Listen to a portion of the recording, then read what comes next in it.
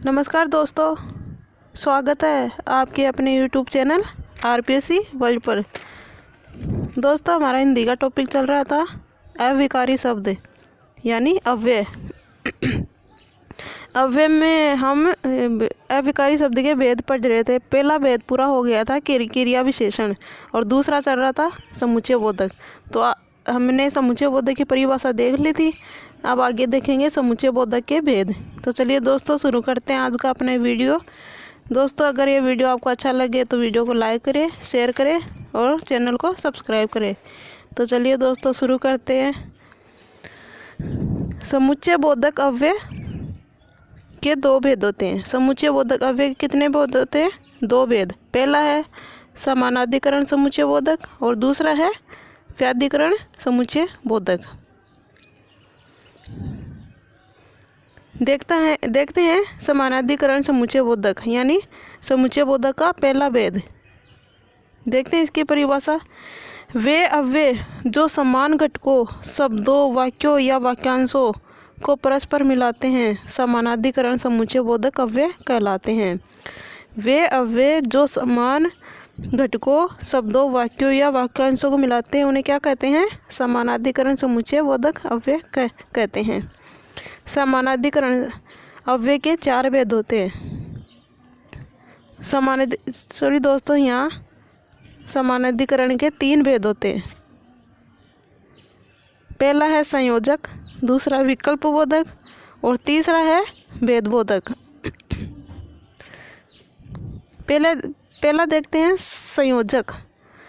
जो वाक्य, शब्द, वाक्यों, वाक्यांशों या शब्दों में संयोग प्रकट करते हैं उन्हें संयोजक कहते हैं। यथा जैसे देखिए उदाहरण, राम और श्याम दोनों एक ही कक्षा में पढ़ते हैं।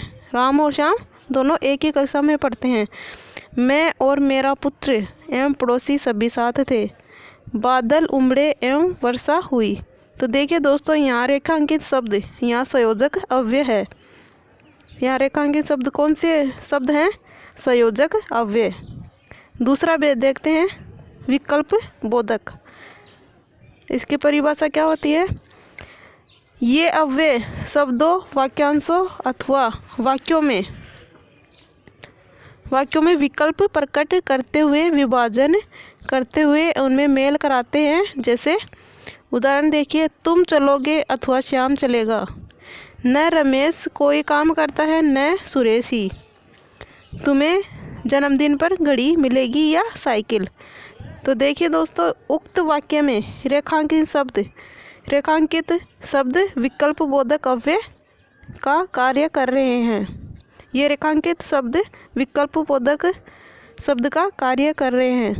देखते हैं तीसरा भेद बोधक।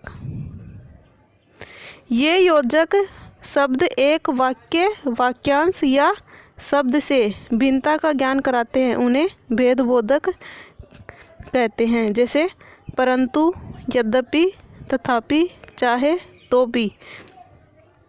ये भेद बोधक शब्द हैं। उदाहरण देखिए, वह नालायक है फिर भी पास हो जाता है। यद्यपि तुम बुद्धिमान हो तथापि कम अंक लाते हो। तुम पढ़ने में होशियार हो परंतु रोज नहीं आते।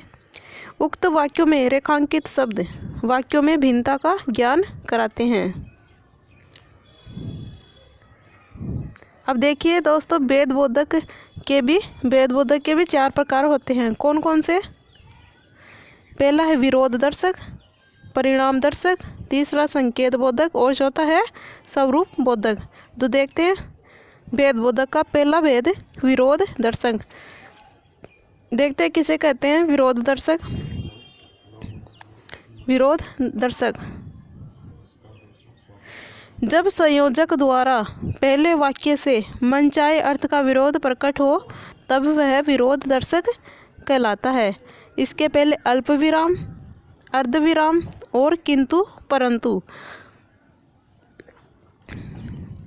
आगे चलते हैं।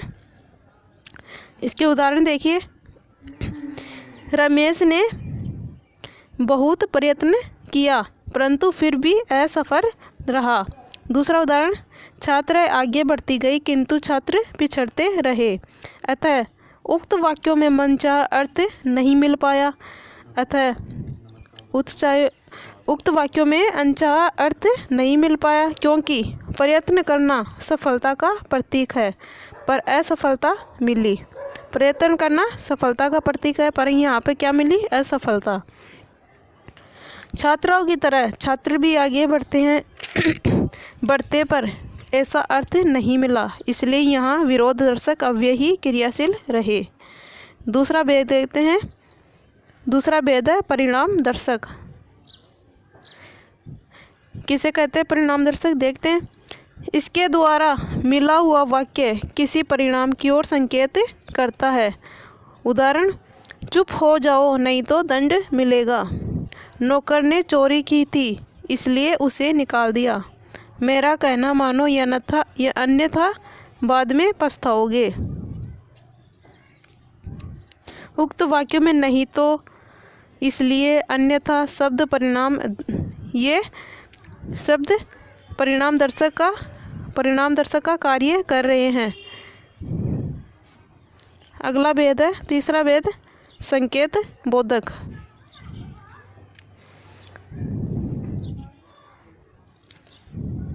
संकेत बोधक किसे कहते हैं?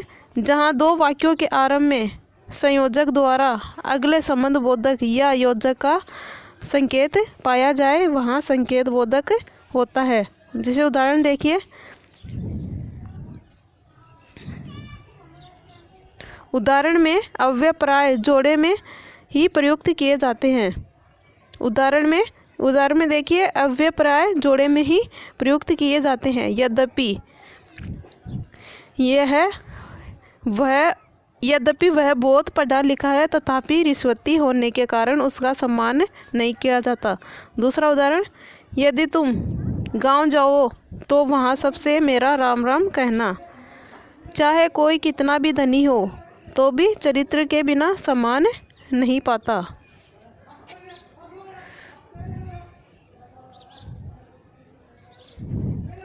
अर्थात यद्यपि के साथ तथापि, यदि के साथ साथ तो, चाहे के साथ तो भी, जब कब के साथ तब तक, से के साथ साथ तक, भले के साथ परंतु आदि का वाक्यों में प्रयोग होता है उक्त संकेत बोधक अव्यय कहलाएंगे। जैसे कि 3 वाक्यों से स्पष्ट हो गया है।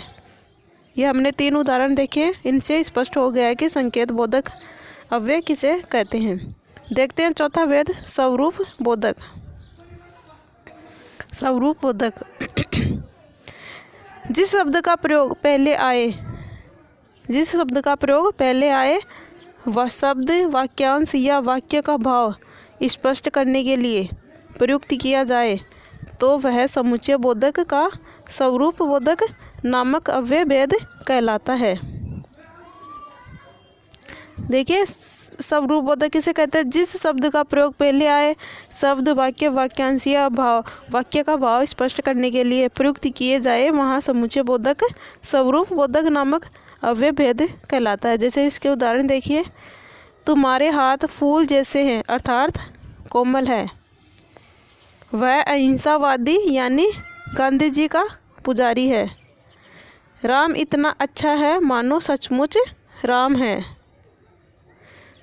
इसमें यानी अर्थात मानो यहाँ तक कि आदि अव्यय वाक्यों में प्रयुक्त किए जाते हैं। देखते हैं दोस्तों समुच्चय बोधक अव्यय का दूसरा भेद। यहाँ पहला पूरा हो गया। पहला भेद है समानाधिकरण समुच्चय बोधक और दूसरा भेद है व्याधिकरण समुच्चय बोधक। अब देखते हैं दूसरा भेद व्याधिकरण समुच्चय बोधक। व्याधिकरण समुच्चय बोधक एक या अधिक आश्रित उपवाक्यों को प्रधान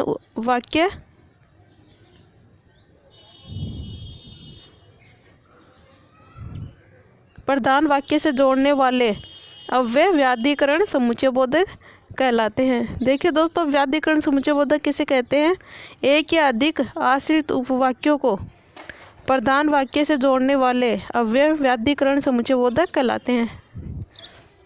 जैसे देखिए व्याधिकरण समुच्चय बोधक, व्याधिकरण समुच्चय बोधक अव्यय निम्न हैं: यदि, तो, यद्यपि, तथापि, ताकि, इसलिए, यानी, अर्थात आदि। ये व्याधिकरण समुच्चय बोधक अव्यय है। व्याधिकरण समुच्चय बोधक अव्यय 4 प्रकार के होते हैं। ये भी 4 समुच्चय बोधक, समानाधिकरण समुच्चय बोधक भी 4 प्रकार के थे और यहाँ व्याधिकरण समुच्चय बोधक भी 4 प्रकार के होते हैं। कौन कौन से? पहला है कारण बोधक। इसमें आएगा क्योंकि, चूंकि, इसलिए, कि, ताकि। ये अव्यय जो कारण बोधक वाक्यों के आरंभ में आते हैं, जैसे राम को बुखार है इसलिए वह स्कूल नहीं जाएगा। तो देखिए दोस्तों, यहाँ राम को बुखार है इसलिए वह स्कूल नहीं जाएगा, ये कारण हो गया कि राम को बुखार है। मुझे घर जाना चाहिए ताकि मैं आराम कर सकूं। दूसरा भेद है संकेत बोधक। इसमें कौन कौन से शब्द आएंगे देखते हैं। यदि, तो, यद्यपि, तथापि, यद्यपि, परंतु आदि। ये संकेत बोधक शब्द कहलाते हैं। ये अव्यय 2 उपवाक्यों से जोड़ते हैं। उदाहरण: यद्यपि वर्षा हुई परंतु गर्मी शांत नहीं हुई। ये संकेत बोधक अव्यय कहलाते हैं। यदि तुम अपनी खैर चाहते हो तो यहाँ से भाग जाओ। यहाँ यदि और तो ये संकेत बोधक शब्द हैं। और तीसरा भेद है स्वरूप बोधक, अर्थात यानी, मानो, अर्थात यानी, मानो। ये स्वरूप बोधक शब्द है। ये अव्यय के पहले के उपवाक्य या वाक्यांश के अर्थ को अधिक स्पष्ट करने वाले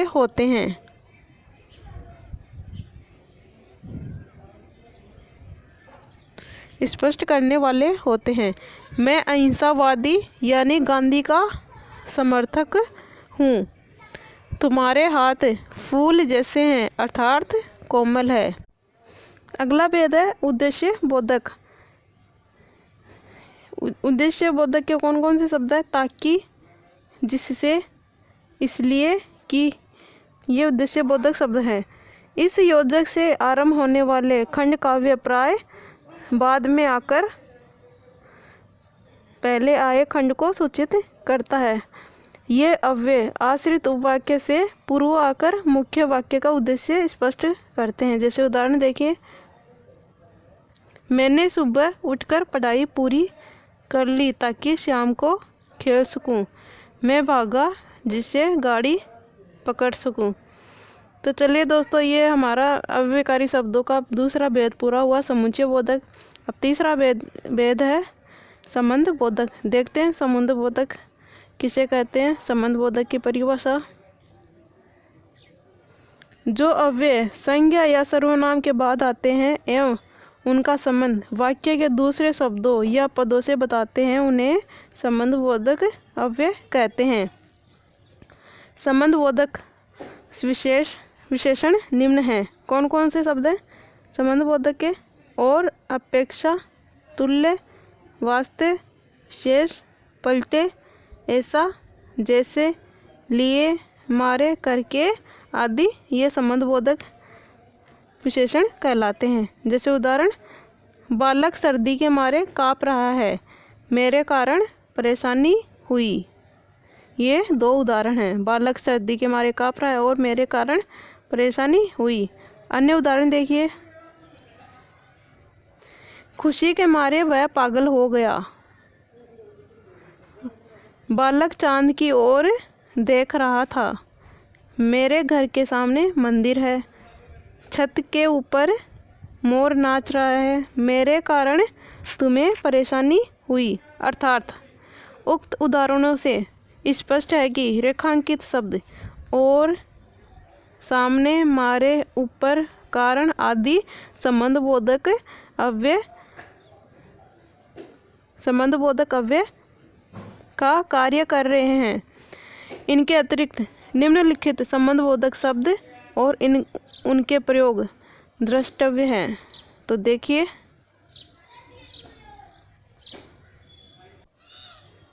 दोस्तों, देखते हैं संबंधबोधक के अन्य प्रयोग।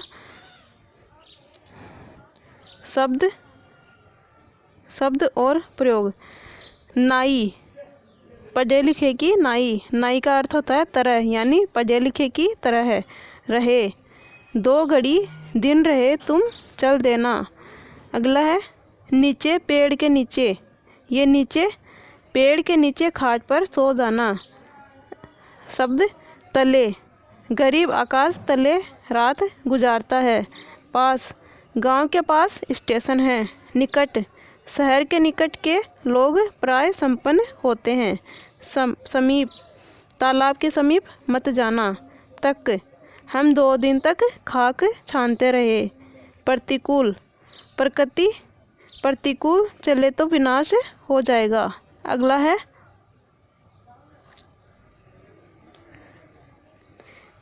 विषय, मुझे महेश के विषय में कुछ नहीं कहना। परे, शक्ति से परे व्यक्ति को कुछ नहीं करना चाहिए। मध्य, आतंकवाद को लेकर भारत और पाकिस्तान के मध्य मनमुटाव चल रहा। समेत, भाइयों के समेत मैं भी वहीं था। आदि संबंधबोधक अव्यय के भंडार को हम भाषा की सुविधा हेतु 14 भेदों पर या प्रकार में इस प्रकार बांट सकते हैं। तो पहला है कालवाचक। आगे, पूर्व, पहले, बाद, पीछे, पश्चात, उपरांत, ये कालवाचक शब्द होते हैं। और दूसरा है स्थानवाचक। स्थानवाचक में ऊपर, नीचे, तले, मध्य, बाहर ही, भीतर, अंदर, सामने, पास, निकट, यहाँ, वहाँ, नज़दीक आदि ये संबंधबोधक शब्द होते हैं। तीसरा दिशावाचक। दिशावाचक में कौन कौन से? सामने, और, पार, तरफ, आर पार, प्रति, आसपास आदि। अगला साधनवाचक। विरुद्ध, जरिए, निमित्त, हाथ, मार्फत, सहारे आदि ये साधनवाचक शब्द हैं। और 5वां विरोध सूचक। प्रतिकूल, उल्टे, विपरीत, खिलाफ आदि। 6वां हेतुवाचक। कारण, हेतु, लिए, निमित्त, वासो, खातिर आदि। 7वां व्यतिरेकवाचक। इसमें आएगा अतिरिक्त, अलावा, सहित, सिवाय आदि। 8वां सहसूचक। सहसूचक में आएंगे साथ, संग, समेत, पूर्वक, अधीन, स्वाधीन, वश आदि। 9वां है पार्थक्य सूचक। इसमें आएंगे दूर, पृथक, परे, हटकर आदि। 10वां है तुलनावाचक। की, अपेक्षा, विनश्यत आदि। 11वां है संग्रहवाचक। इसमें आएंगे मात्र, भर, पर्याप्त, तक आदि। 12वां सदृश्यवाचक। सदृश, बराबर, ऐसा, जैसा, अनुसार, समान, तुल्य, नाई, अनुरूप, तरह आदि। 13वां है विनिमयवाचक। इसमें आएंगे एवज, पलटे, के, बदले, की, जगह आदि। 14वां है विषयवाचक। भरोसे, लेखे, नाम, विषय, बाबत आदि। तो देखिए दोस्तों, ये संबंधबोधक के हो गए 14 भेद। ये 14 भेद संबंधबोधक में आएंगे। अविकारी शब्दों का अंतिम भेद है विस्मयादि बोधक। देखते हैं विस्मयादि बोधक किसे कहते हैं। परिभाषा इसकी, जिन शब्दों से बोलने वाले या लिखने वाले के विस्मय, हर्ष, शोक, लज्जा, ग्लानि आदि मनोभाव प्रकट होते हैं, उन्हें विस्मयादि बोधक अव्यय कहते हैं।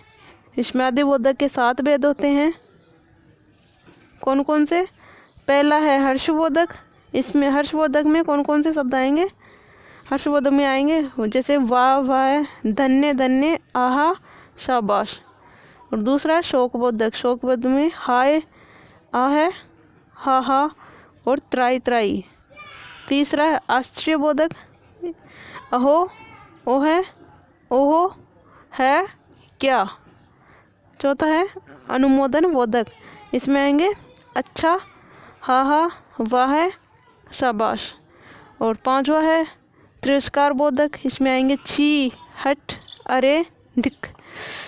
और छठा है स्वीकृति बोधक। स्वीकृति में आएंगे स्वीकृति वाले शब्द जैसे अच्छा, ठीक, बहुत अच्छा, हाँ, जी हाँ। सातवां है संबंध बोधक।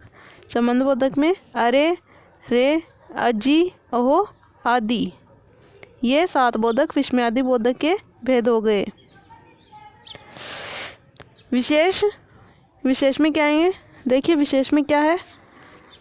कभी कभी संज्ञा, सर्वनाम, विशेषण आदि शब्द भी विस्मयादि बोधक का काम करते हैं। जैसे देखिए संज्ञा राम राम, शिव शिव, जय गंगे, श्री कृष्ण आदि।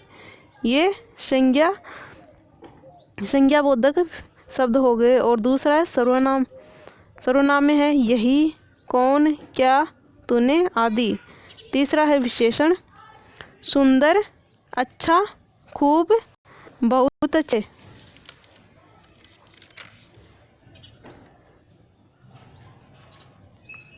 बहुत अच्छे, जंगली आदि।